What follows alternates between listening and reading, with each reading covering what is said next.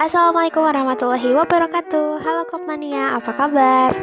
Perkenalkan, saya Winda Ekawati. Di sini saya akan mensosialisasikan program kerja yang akan dilaksanakan selama 1 tahun ke depan. Pada periode kali ini, saya ditemani oleh Andika Abdul Latif sebagai staf bidang organisasi. Oke, selanjutnya di sini kami memiliki 5 target, yaitu tercapainya jumlah anggota baru Kopma Bumi Siliwangi UPI minimal 500 orang. 2. Meningkatkan eksistensi Kopma Bumi Siliwangi UPI melalui komisariat. 3. Mengoptimalkan peran dan fungsi komisariat. 4. Meningkatkan partisipasi anggota dalam membayar SIMWAJ. 5. Adanya pembahasan kembali penyesuaian produk yuridis Kopma Bumi Siliwangi UPI. Oke, kita ke target yang pertama dulu, yaitu tercapainya jumlah anggota baru Kopma Bumi Siliwangi UPI minimal 500 orang. Untuk mencapai target ini, kita memiliki 2 program kerja, yaitu yang pertama transistor atau tercapainya anggota sigap dan pelopor. Tindakan yang akan kita lakukan adalah membuat media promosi seperti brosur, leaflet, dan baligo, video, dan spanduk. Ini insya Allah akan dilaksanakan bulan Mei, Juni, dan Agustus. Tindakan kedua adalah membentuk tim cinta dari seluruh pengurus bidang organisasi komisariat serta mengadakan oprek tim cinta bagi seluruh anggota Kopma Bumi Siliwangi UPI. Ini dilaksanakan bulan April.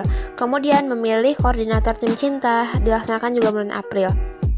Selain itu, yang akan kita lakukan di bulan April tindakannya adalah membuat SK tim cinta, membuat organigram tim cinta, kemudian membuat MOU tim cinta.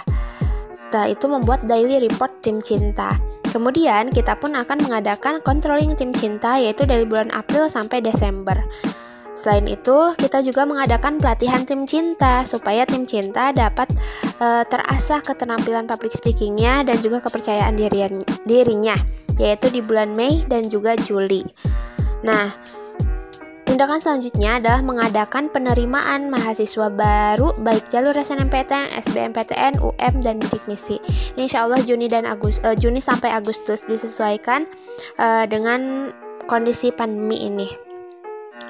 Masih di proker transistor, tindakan selanjutnya adalah menyelenggarakan Expo UKM pada saat Expo Mukaku. Ini bulan Agustus. Setelah itu menyelenggarakan open house Kopma Bumi Siliwangi UPI. Nah, open house ini dikhususkan untuk anggota dan juga mahasiswa, terbuka untuk seluruh mahasiswa UPI untuk mengenalkan Kopma kepada mahasiswa. Ini bulan September. Kemudian membuka stand pendaftaran anggota baru Kopma Bumi Siliwangi UPI. Ini September sampai Desember. Sebenarnya untuk pendaftaran Kopma sendiri tidak dibatasi oleh waktu ya, jadi kapanpun bisa mendaftar. Cuman untuk pembukaan standnya itu biasanya September sampai Desember. Kemudian kita pun akan memberikan award bagi tim cinta. Ini akan dilaksanakan bulan Oktober.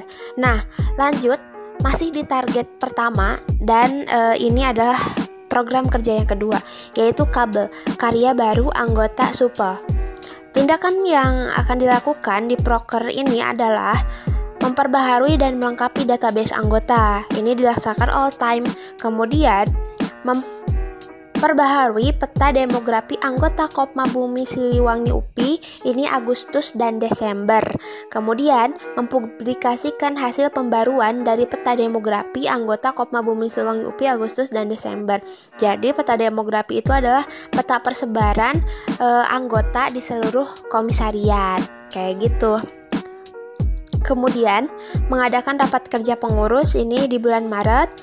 Setelah itu mengadakan rapat kerja pengurus Kopma Bumi Siliwangi UPI bersama dengan pengawas bulan April. Melakukan sosialisasi program kerja pengurus Kopma Bumi Siliwangi UPI kepada anggota, itu juga bulan April yang sedang dilaksanakan sekarang. Kemudian mengadakan laporan bulanan itu pada April, Mei, Juli, Agustus, Oktober, November. Setelah itu mengadakan laporan triwulan disertai pembacaan produk yuridis dan reminder tentang Renstra bekerja sama dengan bidang humas. Ini Juni, September, dan Desember. Setelah itu, tindakan selanjutnya adalah mengadakan PDL Days untuk anggota Kopma Bumi Siliwangi UPI. Ini Juni sampai Desember. Ini juga disesuaikan dengan kondisi pandemik. Nah, selanjutnya mengadakan penyampaian laptri pada anggota. Ini bulan Juni, September, dan Desember. Setelah itu, memperbaharui SOP tentang penerimaan anggota terus SOP Tim Cinta dan SOP Member Konektor itu juga diadakan bulan April. Setelah itu memfasilitasi pembuatan PDL untuk anggota Kopma Bumi Siliwangi UPI. Ini dilakukan bulan Juni, Agustus, dan Desember. Jadi buat Kopmania semua yang belum punya baju PDL bisa pesan ya. Kemudian memfasilitasi pembuatan KTA untuk anggota Kopma BSUPI. Ini adalah KTA untuk anggota 2019, jadi akan diproduksi tahun ini. Nah, setelah itu menyambut wisudawan dan wisudawati demisioner pengurus Kopma Bumi Siliwangi UPI itu bulan Juni dan Oktober. Oke, kita masuk ke target yang kedua, yaitu meningkatkan eksistensi Kopma Bumi Siliwangi UPI melalui komisariat. Kita punya satu program kerja di target ini, yaitu BUSI bersama anggota Sukacita. Nah, tindakan yang kita lakukan adalah melaksanakan Kopma Peduli anggota April sampai Mei. Ini adalah untuk anggota yang terdampak COVID ya, yang masih ada di kosan. Jadi kita coba untuk berbagi dengan mereka. Kemudian mengadakan peta atau pesta anggota Tim Cinta bersama dengan anggota Kopma Bumi Siliwangi UPI. Ini dilaksanakan bulan September. Kemudian mengadakan Kopma Edik. Ini November. Nah, Kopma Edik itu adalah perayaan ulang tahun Kopma. Sebenarnya ulang tahun Kopma itu pada tanggal 28 Agustus, tapi untuk perayaannya sendiri kita biasanya melakukan di bulan November. Oke, kita lanjut ke target poin 3, yaitu mengoptimalkan peran dan fungsi komisariat. Jadi, komisariat itu ada di bawah naungan bidang organisasi. Oke, untuk melaksanakan target ini, bidang organisasi punya satu program kerja, yaitu komutator, komisariat, tanggap, dan inspirator. Untuk tindakannya sendiri, yaitu yang pertama, mengadakan pembentukan FKKB atau Forum Ketua Komisariat Bersatu, ini di bulan Maret. Kemudian mengadakan controlling dan kumpul bersama ketua komisariat, ini juga dilaksanakan Maret sampai Desember. Mengadakan perpisahan FKKB dilaksanakan bulan Desember. Kemudian memfasilitasi ketua komisariat dalam open recruitment pengurus komisariat, ini Maret dan April. Nah, tindakan selanjutnya yaitu menyelenggarakan pelantikan pengurus dan pengawas pusat, pengurus komisariat, dan gugus kooperatif Kopma BSUPI. Ini insya Allah Juni, disesuaikan dengan kondisi UPI saat ini. Kemudian membuat buku ketua komisariat bulan April. Kemudian mengadakan internalisasi pengurus komisariat dan gugus kooperatif bersama pengurus. Nah, internalisasi di sini adalah kata lainnya FGD ya. Kemudian tindakan selanjutnya yaitu mengadakan rapat kerja komisariat dan gugus kooperatif.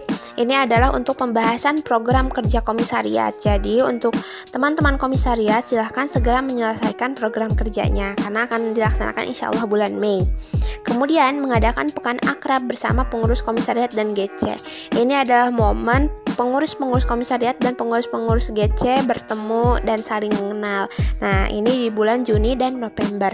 Kemudian menyelenggarakan acara pra-RAT. Ini bulan Februari, yaitu untuk mempertanggungjawabkan gitu hasil kerja pengurus komisariat dan GC. Kemudian masih di bulan Februari, yaitu menyelenggarakan acara rapat anggota tahunan. Nah, ini untuk Kopma BSUPI. Nah, selanjutnya target yang keempat yaitu meningkatkan partisipasi anggota dalam membayar simpanan wajib. Kita dalam melaksanakan target ini memiliki satu program kerja yaitu Sikring, simpanan wajib itu penting. Nah, tindakan yang kita lakukan yaitu melakukan reminding simwaj atau simpanan wajib dengan mempublikasikan di media. Kemudian mengadakan Simwaj Award itu bulan Agustus dan November. Simwaj Award ini biasanya diperuntukkan untuk mereka-mereka yang sudah membayar Simwaj. Banyak sekali hadiahnya di sini. Nah, oke, sekarang kita ke target yang terakhir, yaitu adanya pembahasan kembali penyesuaian produk yuridis Kopma Bumi Siliwangi UPI. Nah, produk yuridis itu adalah produk hukumnya Kopma BSUPI.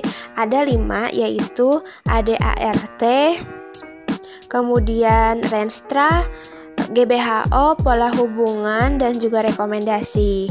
Biasanya yang dibahas kembali itu adalah rekomendasi, pola hubungan, dan juga GBHO itu yang dibahas kembali.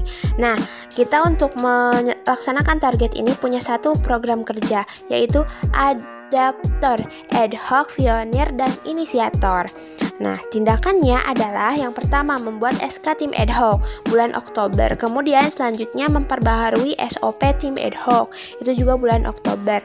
Kemudian membentuk tim ad hoc untuk pembahasan GBHO, mekanisme pola hubungan, komisariat, dan gugus kooperatif, serta rekomendasi. Ini juga bulan Oktober.